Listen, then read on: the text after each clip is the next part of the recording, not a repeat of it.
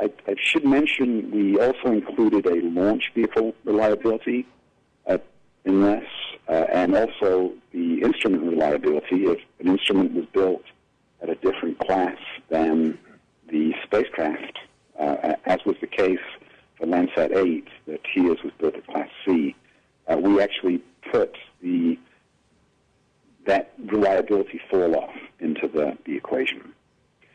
So what you see here in the slide that Jim showed earlier is the estimated availability for the past 40 years of land imaging with a Landsat program. And you can see that for the red curve, which is the 16-day availability, it averaged above 81% over the lifetime. And for the 8-day repeat, which is the blue curve, even though we had a dropout after Landsat 6 failed on launch, the availability was still above 27%. So what do these numbers mean? They really mean that this is the backtrack design life or design expectation for the Landsat program as it's been in the past. And as I said earlier, we decided that we would design a land imaging program that would not do any worse than the previous one. So what you would get if you designed a program going forward with these thresholds is for an 81% 16-day repeat expectation, you would likely realize an actual capability of 100% as was done in the past. And if you designed it with a 27% 8-day repeat, you would likely realize a 74% actual capability going forward. So that's the relationship between the actual and the estimated availability that we used. Next slide, please. So then we put the phase 1 metrics for reliability onto this chart, and this illustration shows the way we screen them. So anything that was below 81% in the phase 1 screening, plus or minus a little bit of margin, was basically rejected for the 16-day repeat option, and anything that was below the threshold for the 8-day repeat was also rejected. So you see that the architectures that passed the phase 1 screening, and there were some 30-odd of them, are in the top right-hand corner, where we have high expectation of 16-day repeat availability and a fairly high expectation of an 8-day repeat availability. There's a yellow area shown on there, so what we did with architectures that fell into that area of the curve, we looked at them and asked, was there a way we could nudge them forward into the green, or if they were just outside the green area, we might have passed them anyway. So we did that in a couple of cases. On slide 55 now for phase 2 and 3, we started to look at a little more detail at things like the availability, what was the length of the likely gap. It's no use, we felt, to the community if we have, for example, 27% 8-day availability, but a 10-year gap in 8-day coverage. So we tried to make sure that that's smoothed out, and in the second phase of screening, we've looked at the length of that gap as a discriminator. We looked at the date, the full spectrum capability. One is the first full system up there that has either U.S. or U.S. plus international, a combination that provides the full spectrum as we defined earlier. What's the steady state launch cadence? So once we've got over the current budget ramp up and things are settled down, what can we expect? How often can we expect to launch things? What's our average 16-day availability if we lose our first launch? And same goes for the 8-day availability. What's the stretch out for precursors due to the budget constraint for the first mission up there? what's the stretch out for steady state due to budget constraints, and what are the ground system and operations impact. Clearly, duplicating what we have right now in Landsat 8 would be a minimal impact on ground systems. Moving towards, a disaggregated constellation of multiple satellites would be a very high impact on the ground system operations, and so we've looked at all options in between. And then we also looked at added value, one of which is average availability for the 4-day revisit. You saw earlier some of the user community requirements going forward. Would like a 4-day revisit that would enable some new applications to be introduced, enable some applications that have already been used, that have already used Landsat data in combination with other data sets. And so we looked at that as a sort of added value metric. And then in phase 3, we're looking at metrics such as cost risk, schedule risk, technical risk, the risk involved in an implementation approach, the potential for reduced costs to ESD, and then the potential for technology infusion as we go down the pike. So on slide 56, you see the way we've constructed the value metrics is illustrated for some notional architectures for the phase 2 screening. And you can see the metrics I just described, the initial 8-day gap, the total 8-day gap. And for this architecture number 1 here, you would have an initial gap of 5 years and for the 8-day revisit, and a total gap of 8 days over a 20-year period. So even though the reliability metrics look green, with good availability for the 8-day revisit and the 16-day revisit, the length of those gaps is really too long for the user community to tolerate. So those are colored red. You can see that we stretch out to a launch cadence of 9 years in this example once we've settled down, but the average stretch for each mission is around 3 years, so we're taking 3 years longer to develop, constrained by the budget, which has cost penalties. Low impact on the ground system. This one is very like similar things done in the past. So it was felt that this notional architecture had minimal ground systems impact. And then the average availability for 4-day revisit is 0 in this case. It was not an architecture that provided that capability. And then the others are just different examples showing green in some cases, red in others. And one of the things we have to do yet as an architecture team is evaluate which of these parameters carry more weight in the second phase screening. So slide 57 shows where we're up to. We have examined over 600 architectures, of which 100 were used as representative, more than 100 were used to test out the evaluation. We've done the phase 1 screening to assess the architecture availability. That gives us about 30 architectures that meet the thresholds we identified on reliability, and we're now at the point where we're filtering through the secondary metrics, and from there we'll select down to 3 to 5 architectures that we think ESD and USGS should consider going forward with the program. And I think at that point I'm done.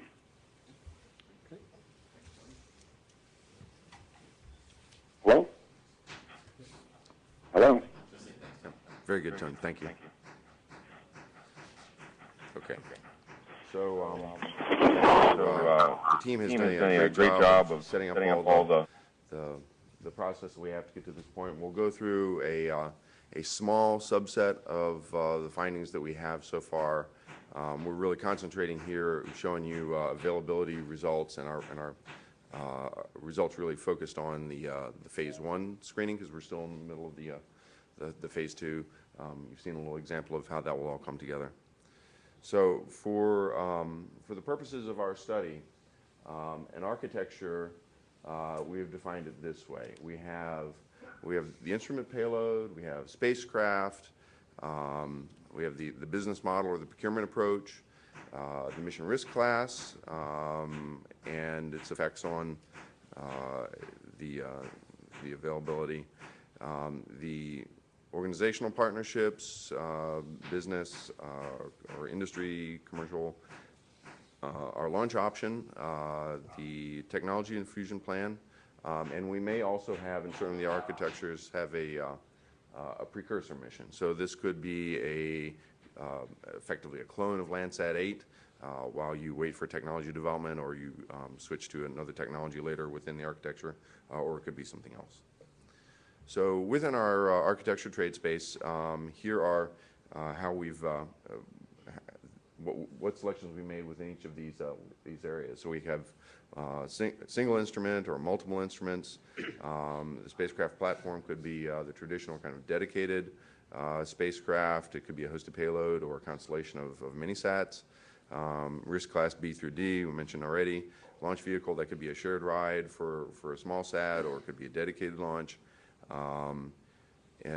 Technology infusion, we've had some discussion of that, of how we can potentially make improvements in the future.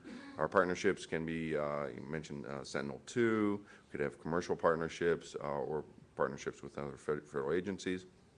And then within business models, we have kind of the whole gamut of ways that we could approach this. Separate contracts, and a single contract for the entire observatory. We have ideas for how we could apply commercial practices to reduce costs for spacecraft and launch vehicle. You could imagine a kind of hands-off kind of approach where it's a full commercial acquisition.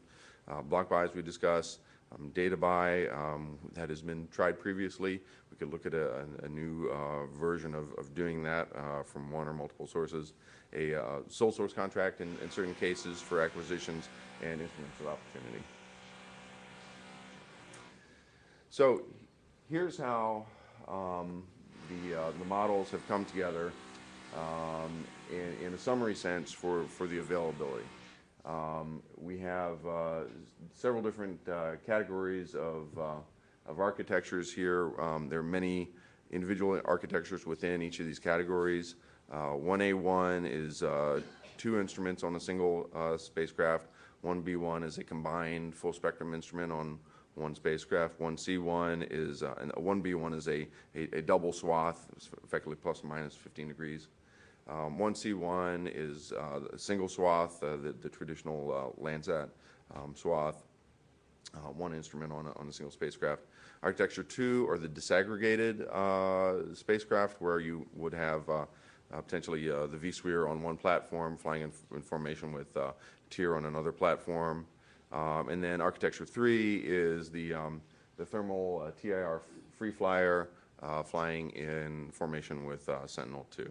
So, and shown on here, we see the 16-day availability is going across the horizontal axis. The 8-day availability is going on the vertical axis.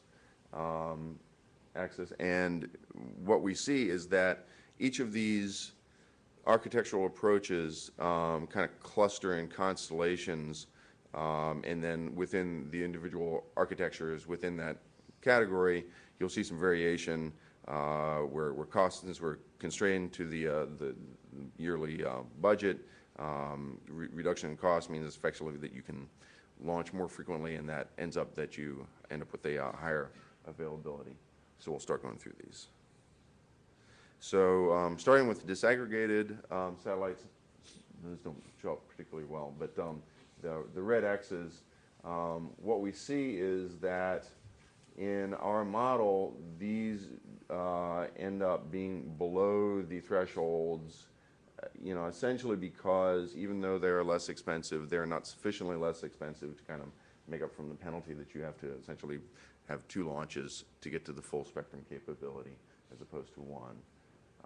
And so those you can see there, they end up achieving some of them achieve pretty reasonable 16-day, but are quite low on the 8-day. The 1A1 is two instruments, a vSphere instrument and a TIR instrument on the same platform. We show two different general approaches there. The filled-in blue diamonds are the sort of traditional government acquisition.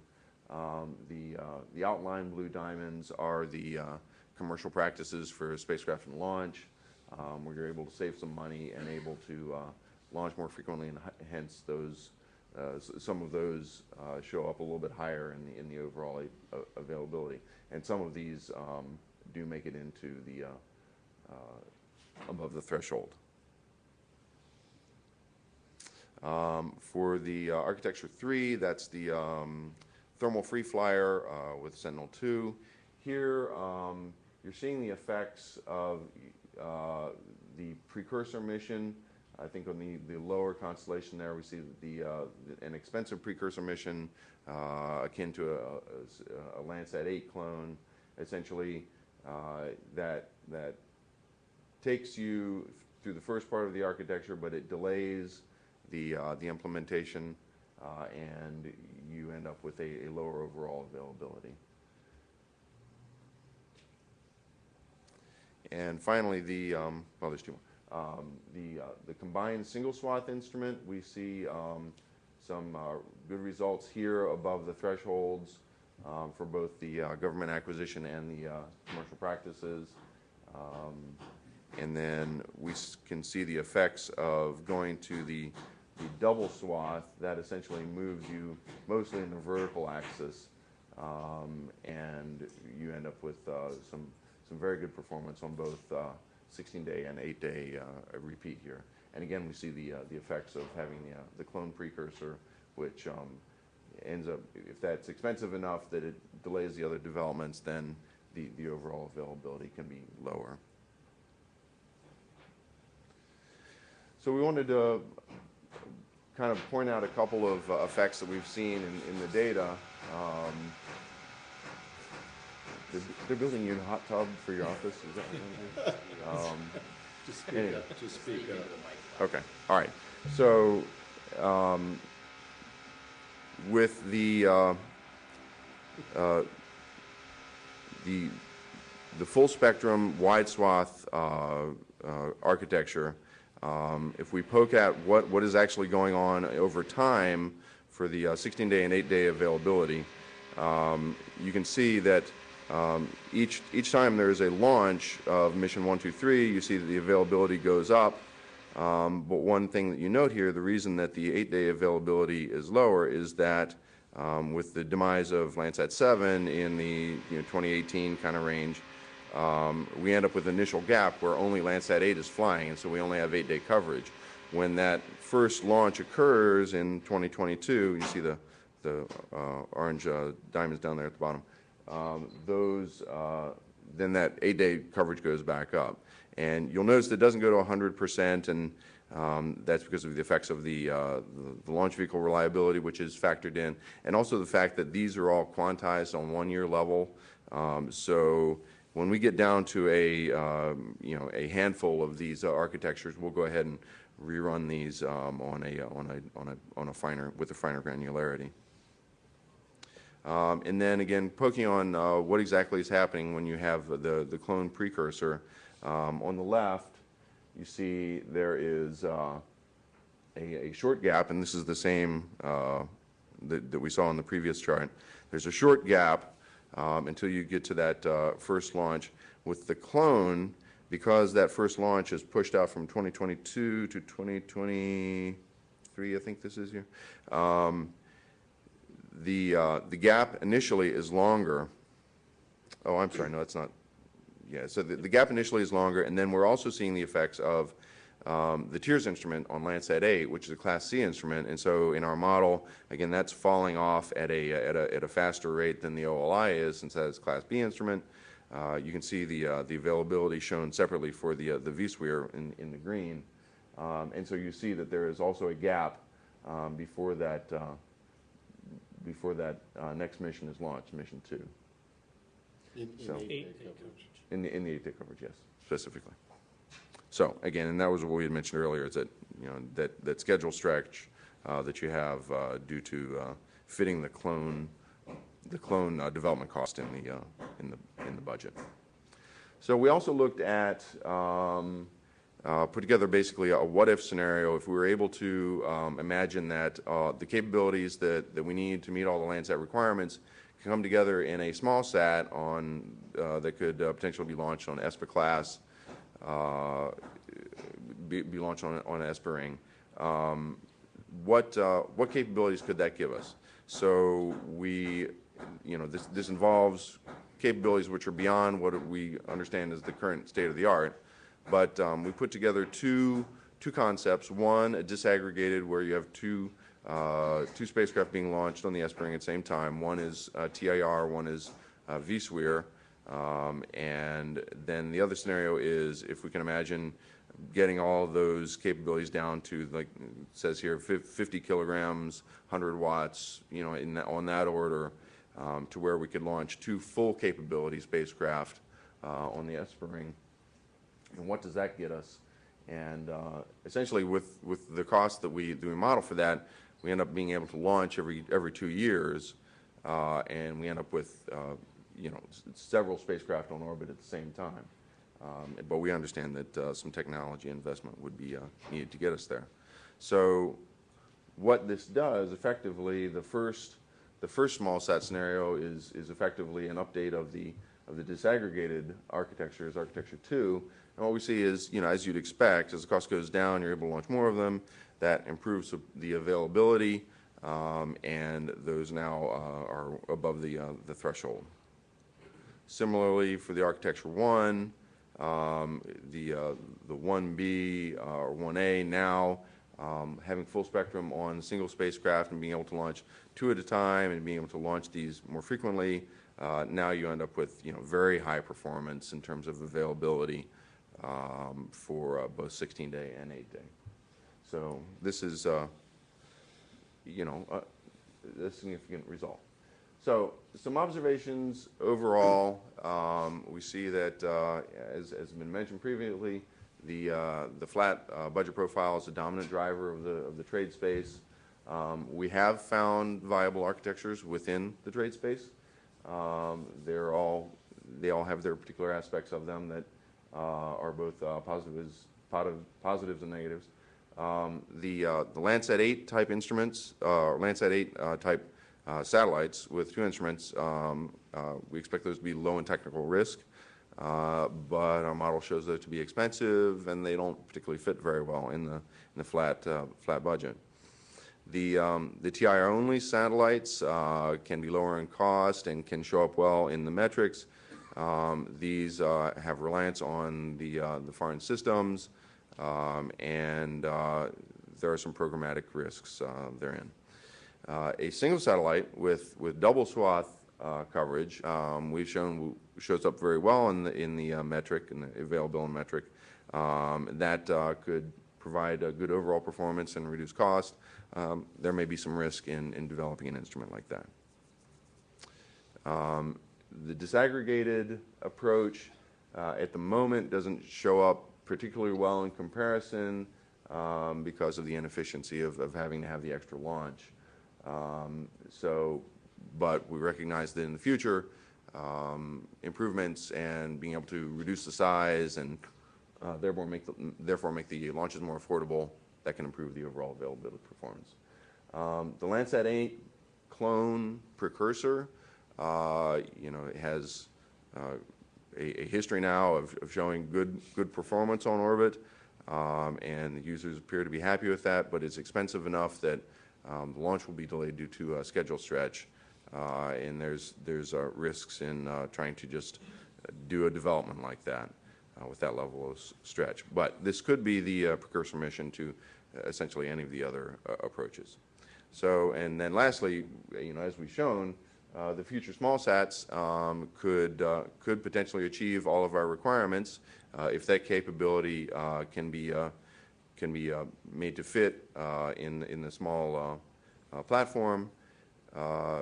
So we recognize that that is potentially a way that this could work in the future. All right, Del. Okay, thanks, Evan. Let's try and wrap up the presentation portions here. Where are we going in the future to wrap up this study? Here's a little cartoon here. We're in the community forum there in the red circle. The bar below it is our continuing refinement of our architecture trade studies. We'll be proposing some meetings with industry on the next slide. I'll talk about that in a minute. We want to make sure that your thoughts and concerns are heard in our studies. In parallel with that, going on right now are some of the technology and fusion studies that folks have been talking about, looking at hyperspectral, looking at how small we can shrink instruments and make use of smaller spacecraft and whatnot. So that's still going on. We plan to have another checkpoint review with our management in the May time frame. Also in that time frame, there's an interim report that the agencies owe to Congress, and so we'll be assisting with pulling that together. So we'll be finalizing all of our findings in the May time frame leading into June, and then we've got the final report out in August that we'll be contributing to as well. So that's sort of a little roadmap of our major activities. Input to our studies. We have been feverishly working trying to make sense out of this large trade space and try and provide some initial observations on what we found. And the RFI responses that we received have been very helpful to get things going. Well, we need to take the next step in the interaction with the community. And so in response to what you've heard today and the material here that will be posted to the website, we certainly invite any written input that the community wants to provide. You can send it to this email address on here. Any comments on our preliminary findings or responses to a few questions that we've got on the next slide. We're also proposing some face-to-face meetings. We think many folks would just like to come talk to us, and we welcome that. This is primarily, again, for input. We want to make sure your voice is heard. We don't plan to, we're going to try and be fair to everybody. We don't plan to present any more information on an individual basis, but we do certainly want to make sure that your voice is heard in all of our studies. And so we've proposed 5 dates here. 2 of the dates while we're out at Ames in the middle of this month, and then back at Goddard towards the end of this month. So please pop an email in and request a time if you want to come in and meet with us. And then a few questions here, some things that we're still working with and struggling with. As I mentioned, we've heard a number of different ideas for doing pieces of the land imaging puzzle, and what we've been struggling with is then how do we take those pieces and add in what was missing in that piece and form a new architecture to do the whole thing. And so we'd like further input from industry to say, what do you guys think it takes to do this whole job that we've been assigned? So how can that be done? Do you have any other ideas or architectures that you haven't seen here fairly represented? We want to hear from you. We also have questions on business models. As been mentioned, we struggle with fitting block buys into this funding profile.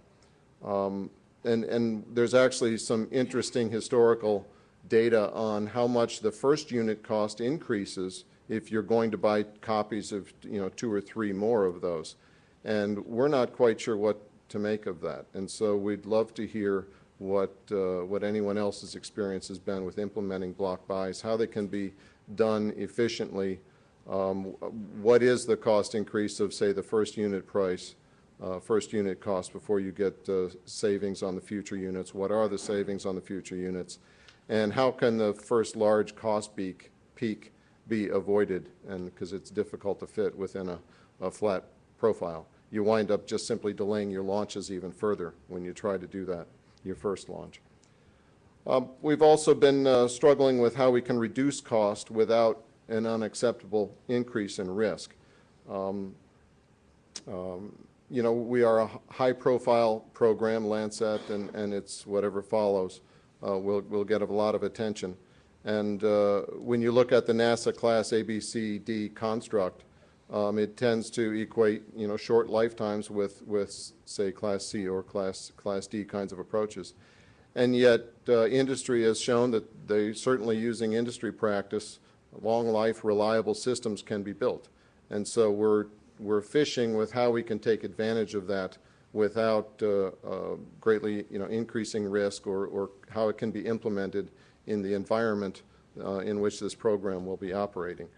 And so we've come up with some ideas. You know, we've been using this term CPSL, commercial practice, spacecraft and launch. And the idea behind that is, what if the government were to develop instruments in the way we typically do, with a direct contract to a company or in-house or whatever, using our conventional mechanisms to make sure that the instrument meets requirements and whatnot. But then is there perhaps an opportunity to bundle spacecraft and launch under a contract where it might be owned by industry, sort of like a hosted payload is in that sense, but we would be the prime payload in effect.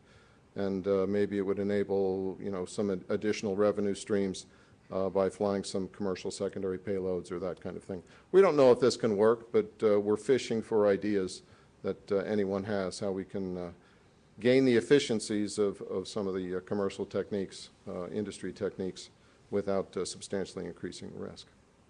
So I think that's it for my chart. Steve, did you have a wrap-up package? No, I don't. So. Okay. No, it's okay. I think Del covered it well with questions that we just. Okay. So we don't need to. So now with the. All right. Now we'd like to take questions from the audience, and I've got 2 questions from online. If you'd please step up to the microphones and speak clearly and rather loudly. We're streaming this over the internet, and they were having difficulty with some of the previous questions. So we're open to questions now.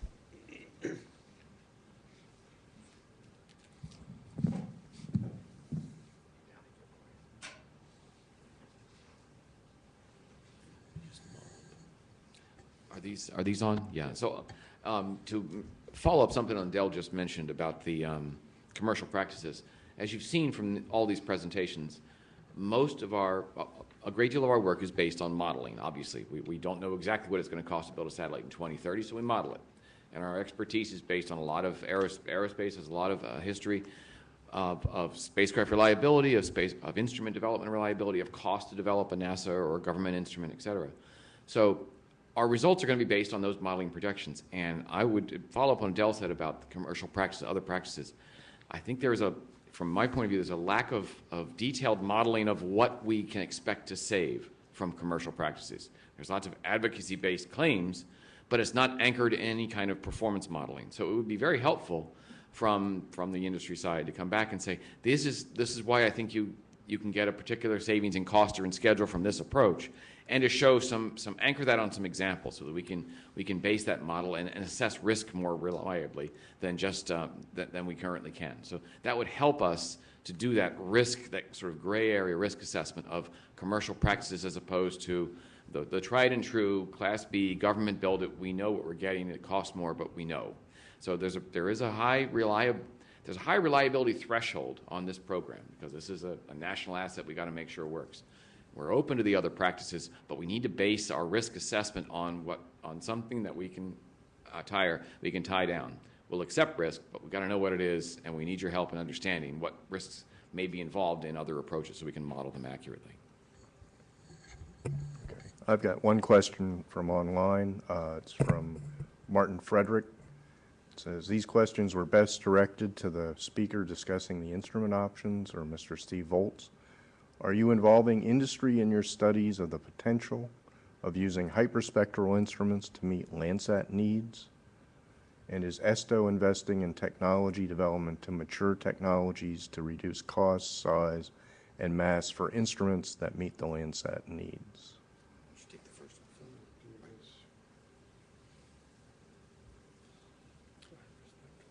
Question was, are you involving industry in your studies for the potential of using hyperspectral instruments? Well, beyond the concepts proposed in the RFI and the potential for our dialogue coming up with industry players, in terms of investment from I can talk to that one. AST-O, I'll let you speak to that. Well, certainly, we've been investing from NASA point of view in hyperspectral for some period through AST-O and with some of the studies for history, for example. As far as I think the industry part is, the response to the RFIs have been used as input data, and one of the things I believe that I know NASA, maybe Woody, you can speak to this, we're looking at is, I forget who mentioned this, is how we can use hyperspectral data streams to mimic or to replicate the Landsat historical data products. So we're not actively investing with industry right now on a specific targeted studies for Landsat and hyperspectral, but we know we are hearing the industry's capabilities in hyperspectral, and they're included in the evolutionary capability of hyperspectral imaging to the Landsat system. So, okay, thank you. Another question from Amanda Regan from the European Space Agency. Can you elaborate on architecture 3A? Why is there lower availability for Sentinel-2 plus tier? So the architecture 3, I think there are 2 clouds of points, and they, depending on the precursor mission. So we have some version of the architectures where there are precursor, which could be like a Landsat 8 clone. That then delays the development of the later missions with the TIR. So that ends up having an overall negative effect on the availability. The cases where we go directly to a TIR as the first mission, I think, show the higher availability. And then the other thing to note is that there are 2 things. One is because they're 2 separate systems, the availability of each individual system needs to be aggregated. And also because they're out of phase, Sentinel will launch long before our first thermal. You'll have an older Sentinel and a newer thermal, so the average availability when you apply it across both systems is a lower total availability. Okay, thank you. One last question from online. It says, this is from Ellis Friedman from Serious Science, LLC. The RFI encouraged ideas for advanced processing techniques as well as hardware concepts. Was the potential of advanced processing techniques considered by the AST for possibly offsetting some hardware cost or limitations? That's one we're looking at for really that design cycle 3 as we narrow the trade space on the observatory side for what options are available on the space and what driving requirements are on the instruments and spacecraft, and we'll be digging further into the data processing impacts and opportunities in the design cycle 3. Okay, thank you. Steve Marley, Harris Corporation. The first mention of ground segments in the study was as part of the discussion on the architecture process for phase 2. And there was an indication there that an assessment is going to be made in terms of high, medium, and low impact.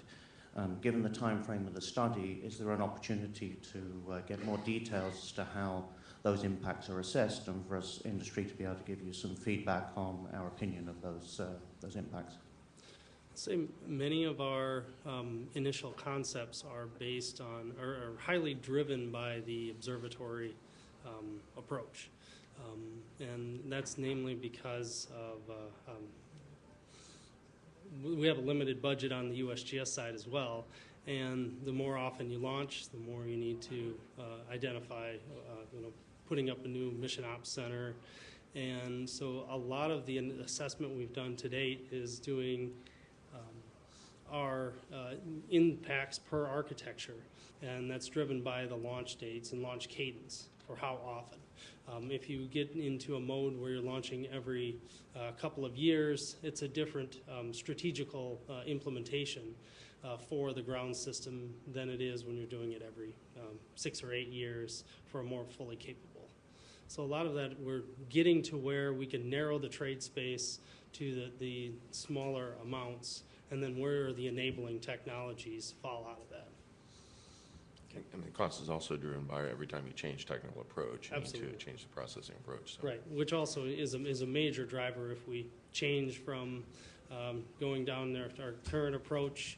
We have a hiatus where we work with a partnership.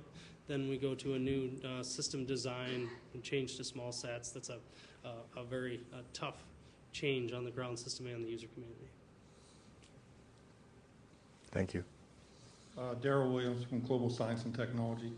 I have one specific question, and I have a comment or two. But Evan, you mentioned, or I'm curious as to why you assume that scanners are needed for the wider field of view solutions, plus or minus 15. That might be the case for thermal, but there's plenty of demonstrations of veneer SWIR that don't require scanners. So I'm curious about that comment. Yeah, well, we don't assume that that's the case. We use that in our surrogate. So what we did is we have essentially a surrogate instrument where we don't target any one particular technology, but we say, you know, a wide field scan or a wide field instrument, be it a scanner, be it, you know, multiple telescopes, be it multiple refractors, you know, that can achieve this. You know, essentially that availability will show up is what we're showing in the metric. So I'm not sure if those sub-bullets ended up, I think they were in the presentation, but we do allow those. They're in there. I should have belabored that a little more to point that out. Yeah. We just picked a particular point design to study and cost, but certainly, like you say, they could be done a number of ways. There is a sub-bullet to try to emphasize that we're not, you know, we're not partial or wedded to a particular approach. Thank you. So my comment is, first of all, commend the AST for, you know, the detailed studies you've done and for the fire hose of information. However, I think you alone, Phil, said you had several hundred charts to narrow down, and so. And it's been tough to get them to narrow that down. So first of all, I assume that today's charts will be posted online, and we'll have a little more time to study them. But then I applaud the idea that you're making an opportunity available to come in for one-on-ones. But for those entities that, I understand there were a wide range of responses. Some were very specific, but some had complete end-to-end solutions. And I just think limiting at least those of us that put in end-to-end solutions to 1 hour of interchange is unrealistic, given that it could take several minutes even after studying these charts for a long time to get on some common playing field and start off from there. So I'm just suggesting you might want to consider some variations in length depending on the nature of the RFI responses, because I don't think an hour is going to cut it. We'll put some consideration into that, but we got 35 responses to the RFI, and we've got a limited time frame of which we have to do this and get the other work done that we need to get done for Congress and the administration. Right. So, but across those 35, I think there was a ranges of the detail and the extent. So if there's some consideration, that'd be great. Well, yeah, I put a little squiggly next to the 1 hour, so, you know, we have a little bit of flexibility there. But, okay, thank you. We may have a lot of folks to talk with, and we don't want to shortchange anybody. Hi, Clark Snodgrass, Northrop Grumman. Steve, you mentioned in your intro the plans for study contracts for midterm and long-term solutions later this year, and also potential for procurement developments or plans for procurement developments of the near term at the end of the year. Can you, to support industry planning, can you elaborate more on the timing of RFPs and awards for the study contracts and procurements for the near term and midterm and long term?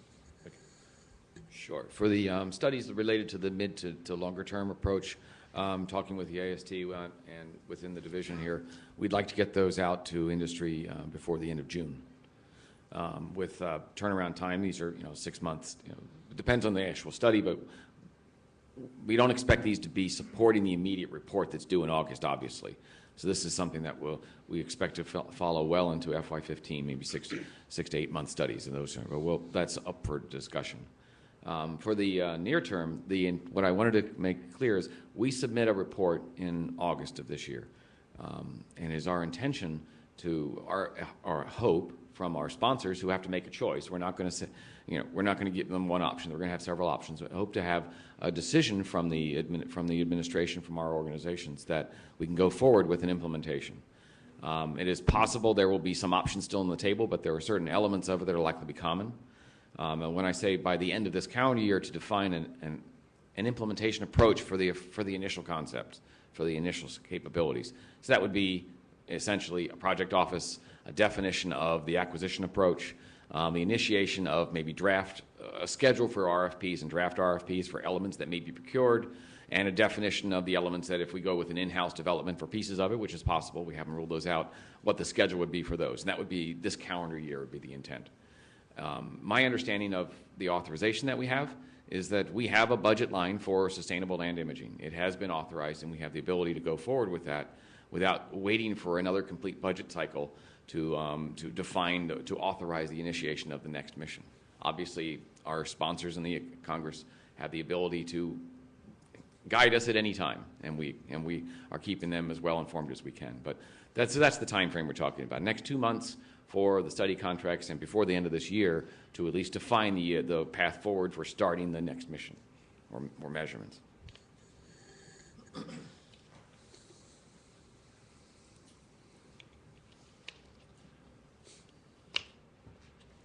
Stan Schneider, NASA NOAA, I'm still retired. You have Sentinel as one of the things you might use to help you get through till you have the full wanted capability. I'm just wondering if you ever considered looking at SPOT. SPOT 6 was launched in 2012. SPOT 7 is going to be launched, I believe, next month. And why that's not addressed potentially is part of a gap-filling solution. I mean, a couple of them. I mean, first and foremost, Landsat is a free and open global acquisition mission. So working with a commercial entity to purchase all of their data to give it away for free is a significant challenge. The business model just doesn't really work out. And then for the historical, for their older data, that's true, but which doesn't really help us with a gap, which is the now. So but no matter how free the old data is, doesn't help with the current data. And then the other is just the swath width of the historical. I'm not as familiar with 6 and 7, but the swath width and the postage stamp is challenging for co-registering and doing Landsat-like studies. So.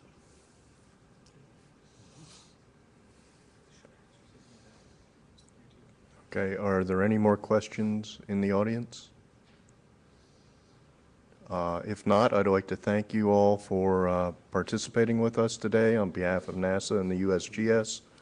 I also want to thank Kathy Carroll, who orchestrated this whole event, as well as our audiovisual team for helping us stream this live over the internet. This concludes the presentation for today. Thank you.